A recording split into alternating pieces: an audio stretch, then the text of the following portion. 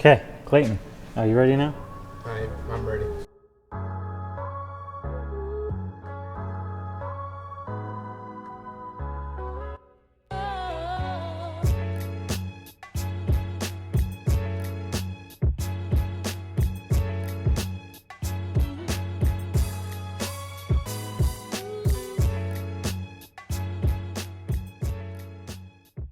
Okay, so it's time to put the turbo on the GLI. So a couple things that are going to change with it are this turbo has coolant lines, so we have to add the coolant lines in or back in because it's a 1AT. They already had them, but for the precision turbos they didn't require it, so we have to do that and basically swap the turbo over. I got the turbine housing, so it should match up pretty well with the setup that's on the car now. But we're just going to open this up and start firing it on here.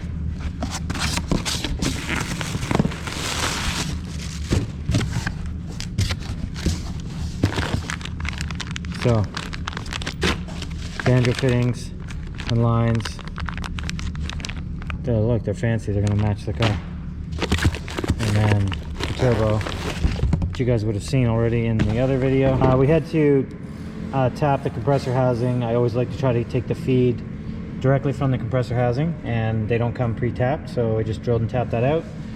And also the outlet of the turbos between the two of them, the 6262 and the 3071, have obviously different size, so we got to swap out the coupler, which is a 90 on this car for this intercooler setup. So we're ready to start putting it back in the car. Okay, now it's ready to go in. Oil return adapter and the proper oil restrictor are now in it that Garrett calls for. So now it's time to put it in the car.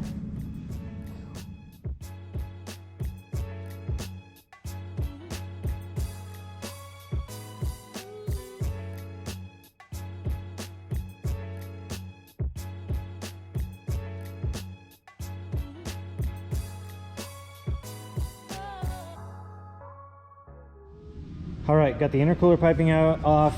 I got it prepped up already. I just got to take the sensor out, and I got it prepped up where we're going to put the nozzle for the water meth setup. So I just cut a little bung on the lathe and threaded it.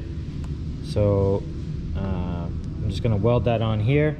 I think with this setup, because this is AEM's newest version of the nozzles, they're supposed to have better atomization, and I think I'm going to just try with one nozzle for now. I'm very limited on space and where I'm going to be able to put any additional nozzles. So I'm going to try with one. If we can get what we want out of it, great. If not, then I'll be creative and add another one in, maybe just before the throttle body or something. So right now, we got to get welding this up. So we got the turbo in.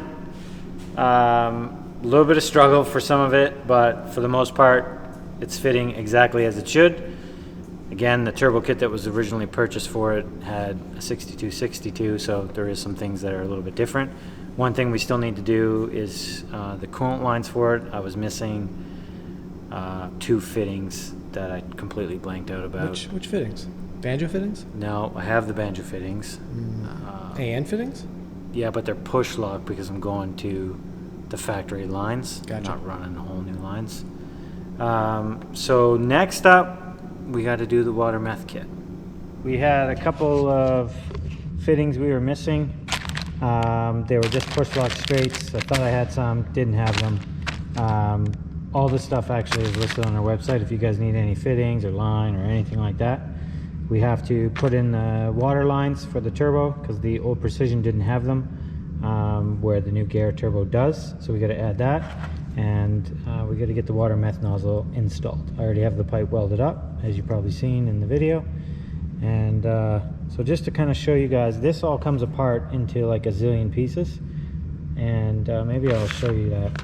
And these little nozzles fit in here, and they dictate how much flow. So give me a second, I'm going to take this apart. Okay, so you can see these little tiny white pills go in here, and these will change the amount of water meth that comes out of the system. This is just the whole thing with the check valve and everything. It's all built into one, pretty slick, and pretty easy to change the pills out if need be. So as we start pushing on it, if I need more or less, whatever, we can adjust it as needed, as the tune requires. So let's get this stuff in the car. So the line we have, we'll show you the whole install of the water meth kit kind of from the front to back, but just as I'm recording it now, this line runs all the way to the back of the car, to the reservoir, actually to the pump, then to the reservoir, and the nozzle is going to be down here on the intercooler piping, which I'll get the car up in the air and show you in a sec. So this is just going to run all along the front here and down towards that. So I'll show you in a sec. And a side note, our GoPro had a little bit of a mishap when we were welding on the fab table or the fixture table, and from what we knew before we bought this GoPro, this is the Hero 8, that the lens couldn't be replaced.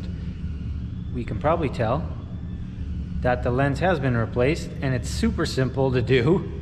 There's a link in the description below. Honestly, I thought this thing was garbage, but it took like 10 minutes and Clayton had the lens replaced, so super easy to do. We had some like glare, maybe Clayton can add in the problems we had with this thing, but anyways, back to it. Did I do that right? Yeah, okay, so the nozzle is going to go in here. I kind of sprayed some paint on the pipe after I had welded it to make it look fresh. So that's going to get tightened up like that, and the line, once I run it all, it's going to be cut and is just going to push lock right into that. So that's how it's run.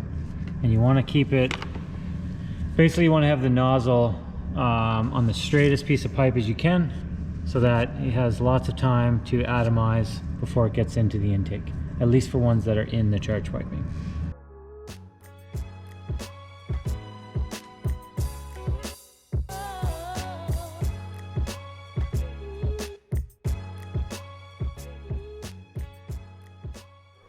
The water meth kit's been installed.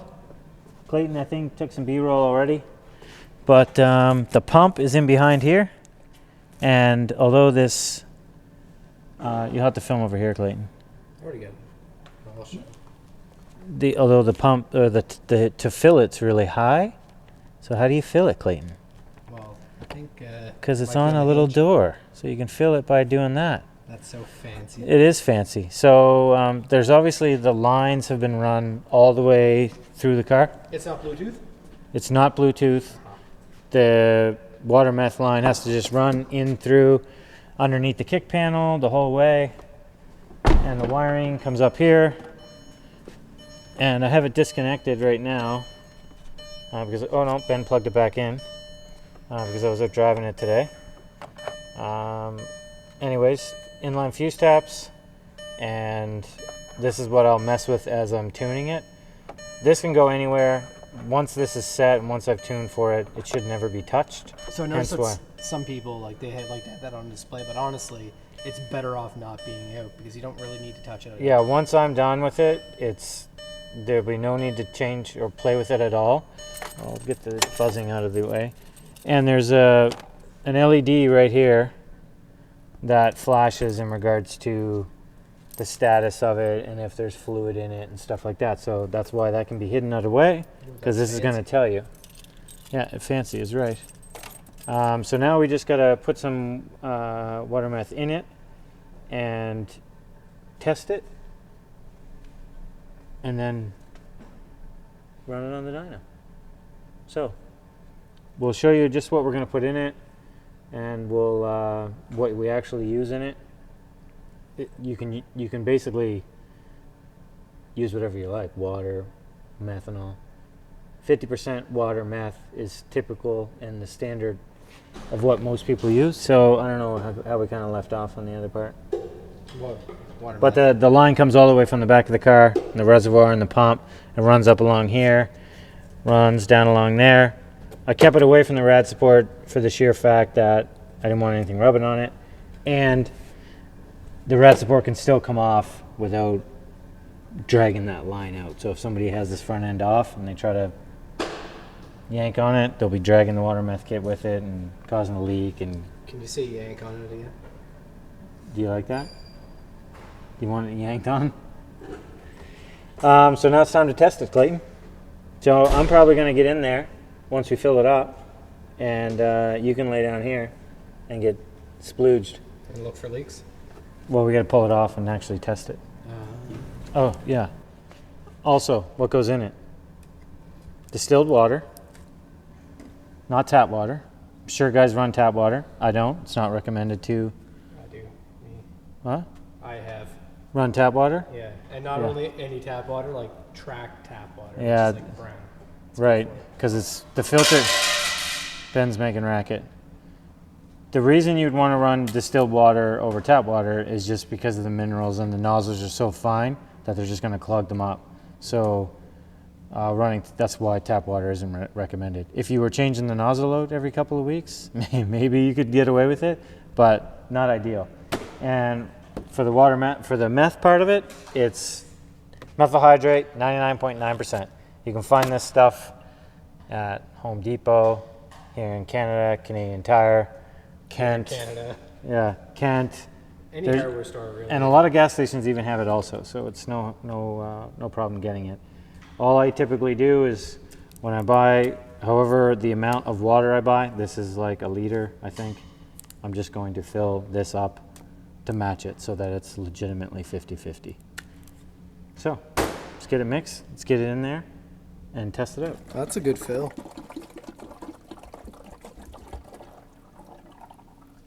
It's a pro. So now we gotta fill this jug up though.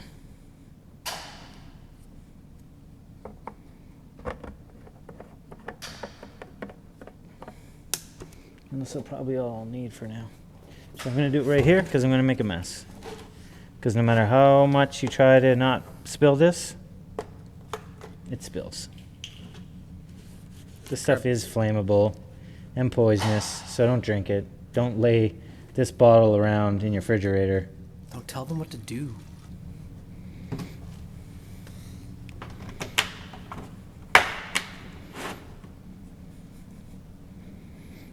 It's cold on the hands.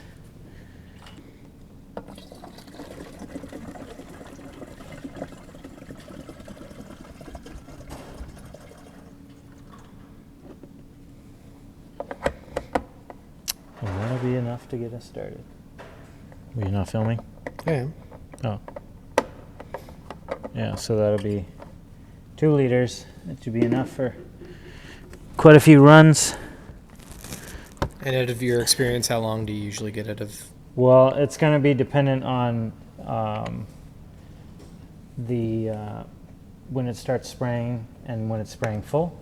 And so that's going to be in relation to turbo size.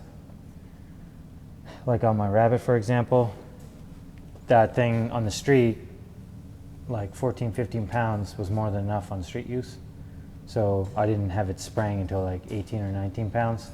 So I'd get like a couple gas tanks full of fuel before I ever had to top up on the water meth. This setup will be probably a little bit more aggressive. So if for regular driving, it's going to be fine. You're never using it. It's only going to be in higher boost, but this will probably leave with a decent amount of boost in it. So depends on how hard he drives it. Will be dependent on how much is used. So that we're ready to now run the car in the dyno. This is going to be, like always, probably a couple hours. Why is it beeping? Seatbelt. Seatbelt chime. Let me put my seatbelt on and get strapped in, so you guys aren't listening to that. So yeah, we're going to start the process of tuning this with the water meth. We have a good idea what it can take for boost and all that stuff on the previous tune. It did, what did we say, 430 to 440 before on good fuel. 91 it left around, I think around the 350 horsepower range. That was with the old turbo. So we're going to compare with the new turbo and obviously see what we can get out of it with the water meth setup. So that's going to end it for this one. We're going to have a few hours worth of work here, and hopefully we get the results we want. In the next video. In the next video. So, if you have any questions or comments, be sure to ask them below. And don't forget to like and subscribe, and we'll see you in the next video.